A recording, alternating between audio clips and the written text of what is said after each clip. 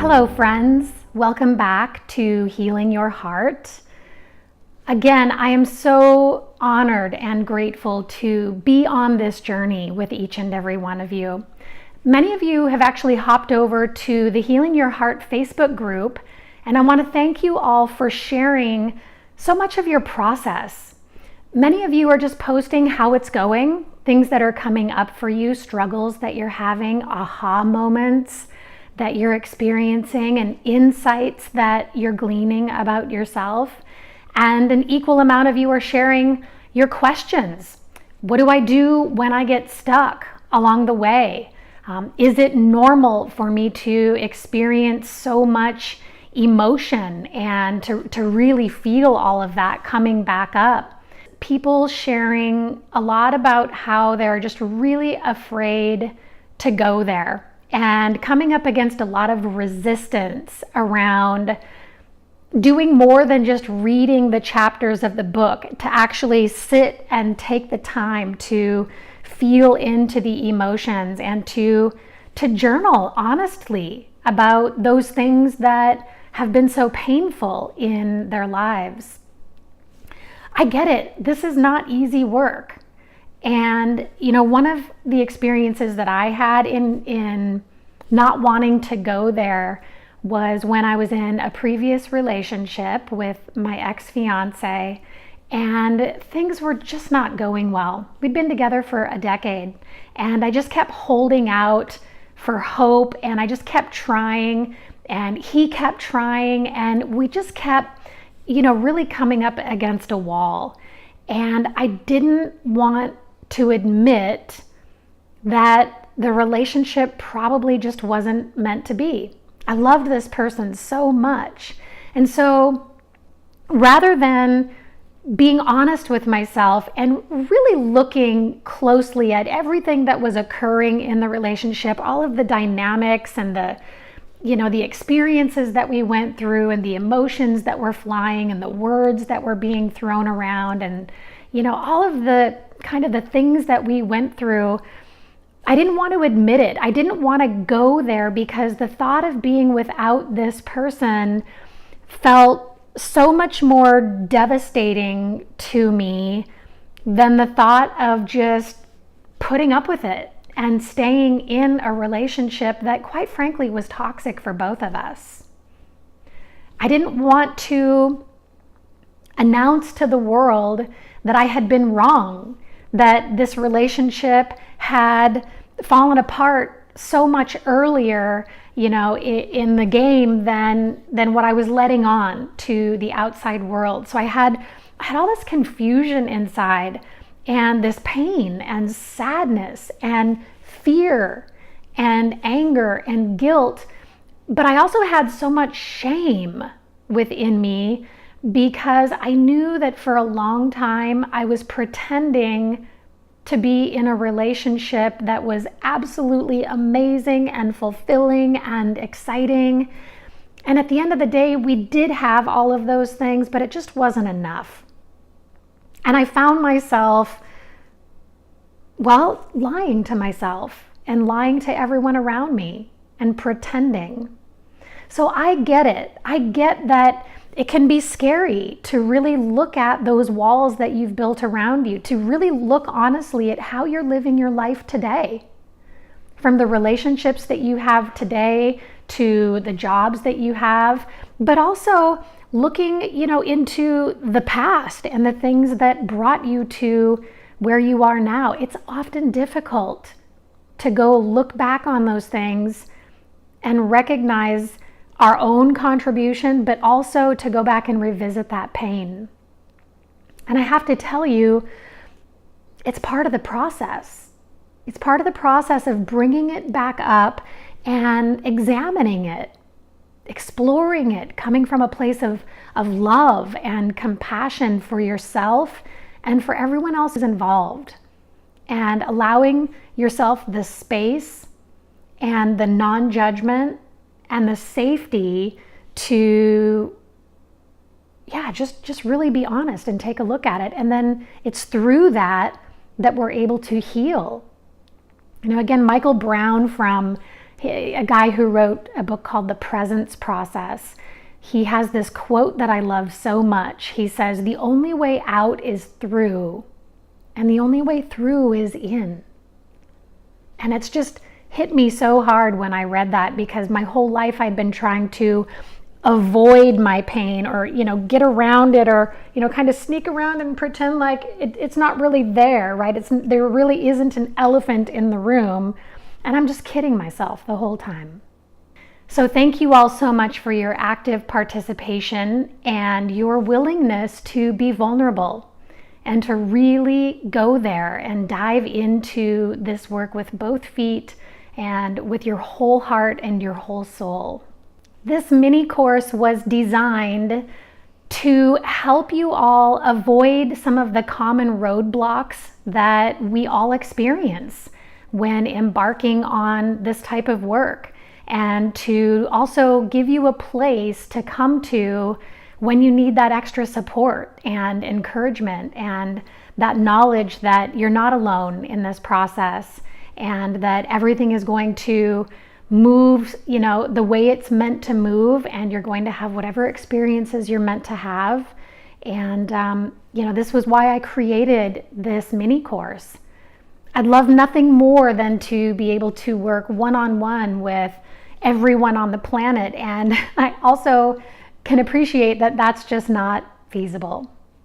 So my intention is to share as much love and support and guidance as I can in these videos, and to be there for you to whatever extent I can. In the first video, I shared some tips and some tools for getting started, getting your space set up, getting your perfect journal, and feathering your nest and putting the things around you that make you feel comforted and nurtured and at ease. We talked about setting up a meditation practice. And we also talked about what are some things that you can do to lay a solid foundation for really diving into this work. In this video, I'd like to share with you a technique for letting go of negative emotions. And I'd also like to address, what do you do when you're feeling stuck? One of my favorite processes for working through negative emotions is called personification. It's on page 100 in chapter 6 of my book.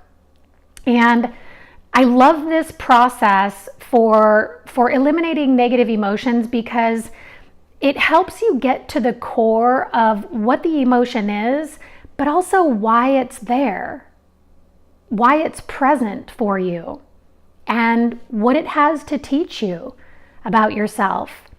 What you can also glean from this are action steps that you can take today and tomorrow and the next day to begin to integrate that emotion and heal it and move through it in a very powerful and rewarding way.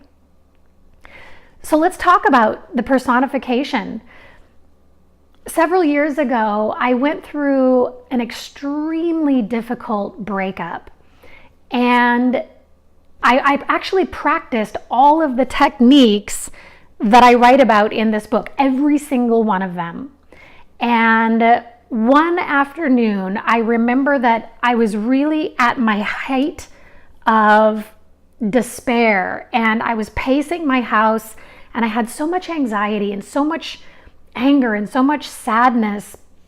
But really, I was also feeling really jealous, because I live in a pretty small town, and this person had already begun to date other people. And I had actually seen him in public with other women out and about.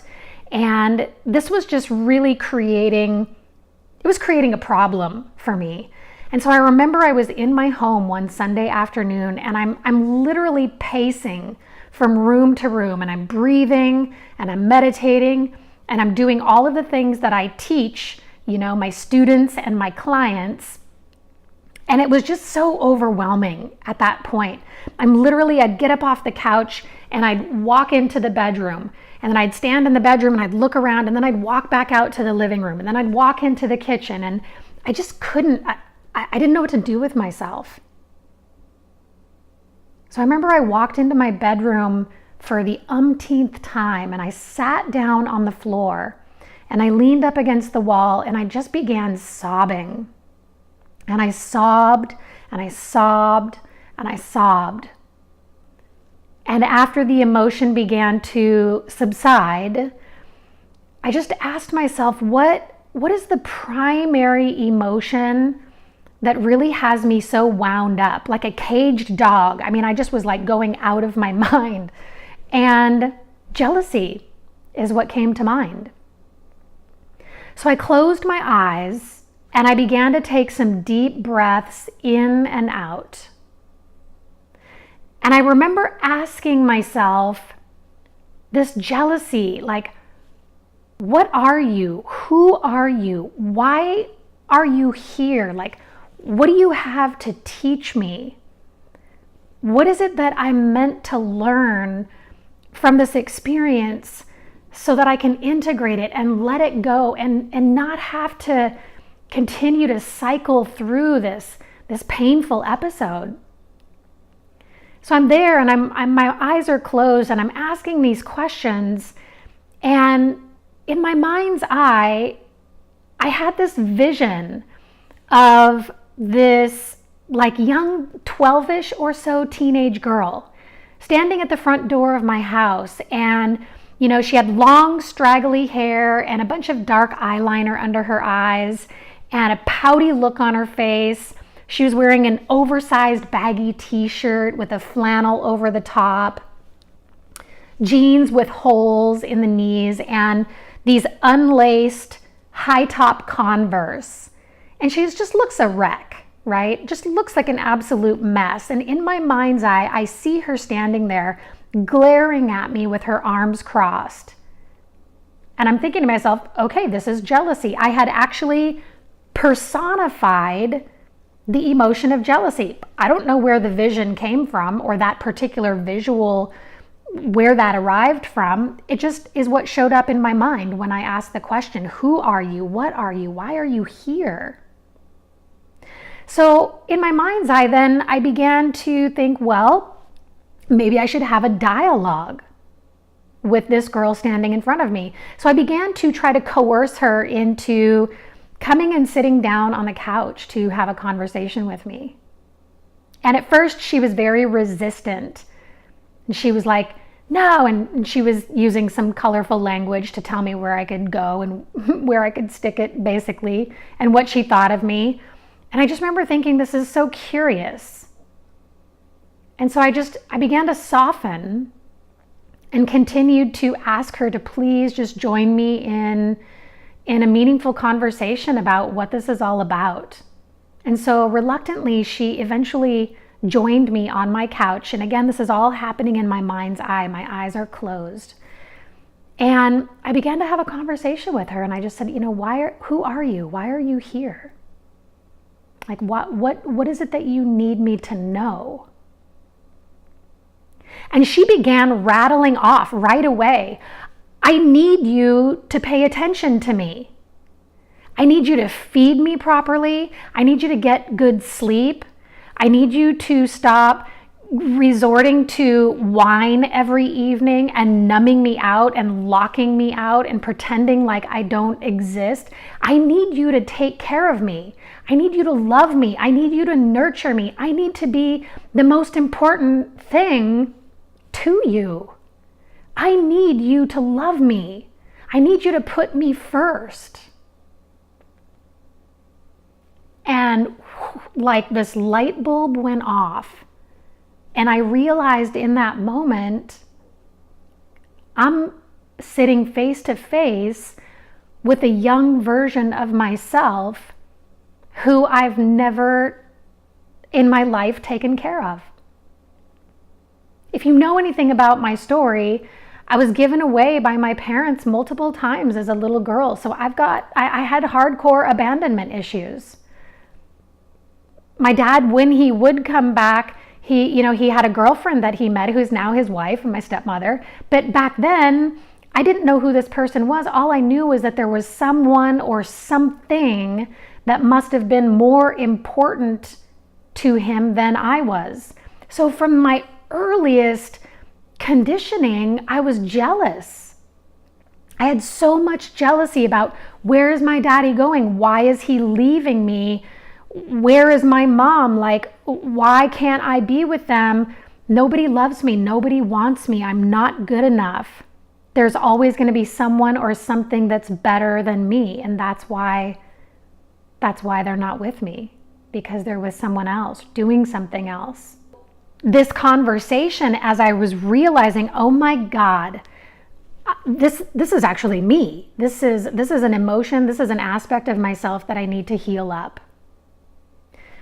So I began to apologize. I said, please forgive me. I am so sorry for the pain that I have caused. I am so sorry for putting you last, for neglecting you, because I was so busy going out into the world trying to prove to everyone that I'm valuable, that I have worth, that I am lovable. So much so that I had forgotten that aspect of myself, and I'd never nurtured myself in those ways. So I asked for forgiveness, and in my mind's eye, this version of me began to cry as she processed through everything she'd been holding on to and carrying around with her for so long. And we healed things up in that moment, just me and this personification of jealousy, which actually was an aspect of myself that needed healing. So at the end of this conversation, I asked her, what is it that I need to do? How can I make this right? And I began to hear her say, here are the things that you need to do on a daily basis. You need a routine of self-care. We need to get good sleep every night. We need to eat healthy and clean. We need to be working out and going to the beach and spending time in nature. We need to be meditating and journaling and laughing and spending time with friends who love us and support us and enjoying life.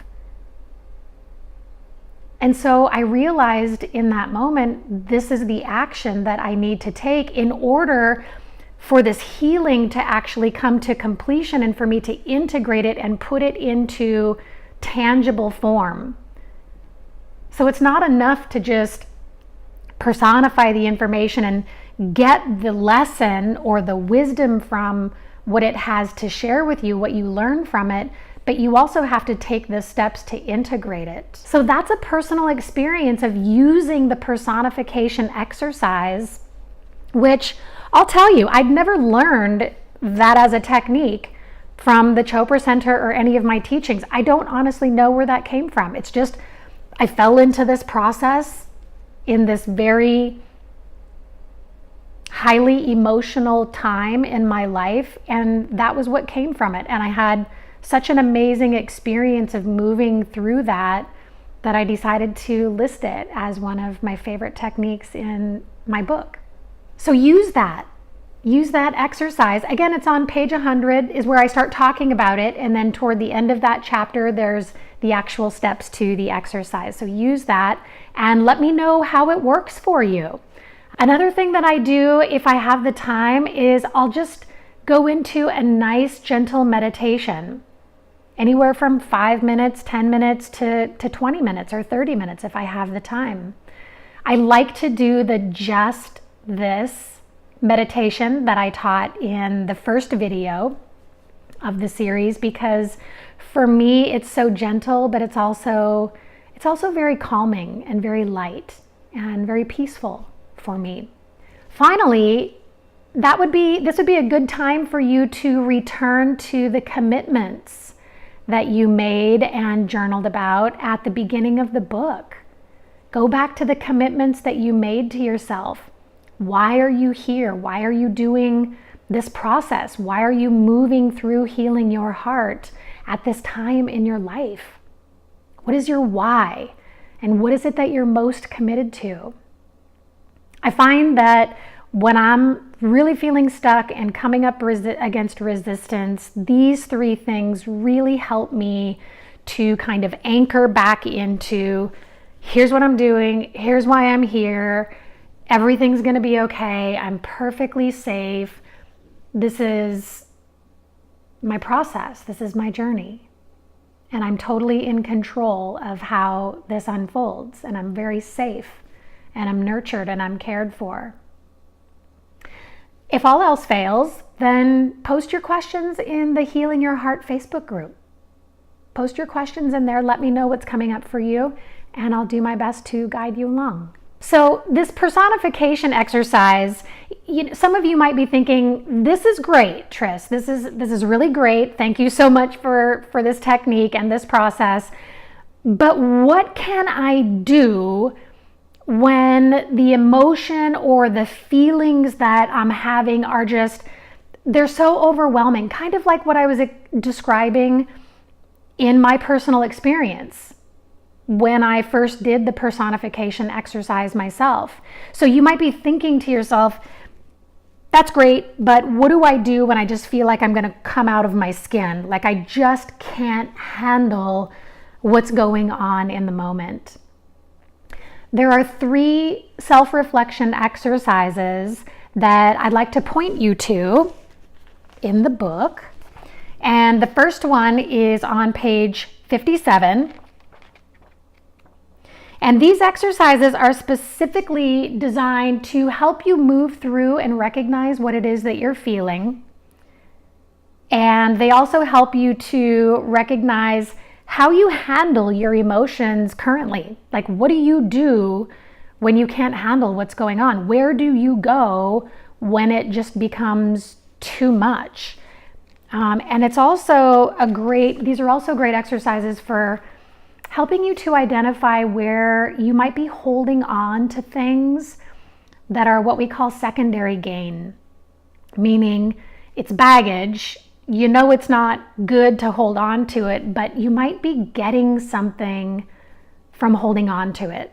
I don't know, maybe you're getting attention, maybe you're getting affection, maybe it's a way for you to feel appreciation or acceptance from those around you, for you to have this problem and to, go into an emotionally dramatic state. So the first self-reflection question on secondary gain is on page 57 of the Healing Your Heart book. So just go through these questions and take some time to honestly consider what you might be getting by holding on to your stuff. Are you truly ready to shed anything that keeps you tethered to the past? What would it mean if you let go? What might be required of you so that you can let go? There's also one on page 61 called It's All in Your Perception. So right here, I talk a lot about how perception is interpretation and how it is that we're perceiving what's happening around us could be one of the things that is spinning us out. So ask yourself, how is it that I'm choosing to interpret and or perceive this experience? In a sense, everything that we're experiencing in the moment is being filtered through our baggage. And so if there's baggage there, it's obviously going to filter how you're perceiving things into the negative. When there's no baggage there, you increase the likelihood of being able to look at a not so pleasant situation that's happening in the moment and recognize it for what it is and think, wow, this is an unfortunate situation, or this is an unpleasant scenario, and I'm just going to kind of let it play out and see how it goes. Looking at the unconscious limiting beliefs and how those limiting beliefs affect you. So this can be a really good time to dig out your journal and take some time to consider, what are the beliefs that you have? How do they prevent you from being the person that you've always wanted to be? How do they keep you from doing things you dream of doing? How do they hold you back from having the things that you deserve to have in your life? Ask yourself, what are the thoughts that always loop through my mind? What are the negative things I'm constantly telling myself? There's lots of these self-reflection exercises and questions throughout the book that, when you slow down and become really mindful, will enable you to get the insight that you need into the current patterns that you run. And like I said in the first video, everything begins with awareness. Everything begins with awareness. We can't create change if we're not aware that change needs to be created. We can't do a pattern interrupt if we're not aware of the patterns that we run. We can't install new strategies, new positive behaviors, if we don't understand the current strategies that are in operation. If we have no idea what our strategy is for, running a particular behavior, how can we install a new strategy? So everything boils down to awareness. Don't forget to hop on over to the Healing Your Heart Facebook group if you haven't done so already. In the final video, I'm going to be talking about how to communicate with clarity and intention. So a lot of us have tendencies to communicate in ways that just aren't getting our point across, or we just don't know how to communicate our needs at all, so we don't.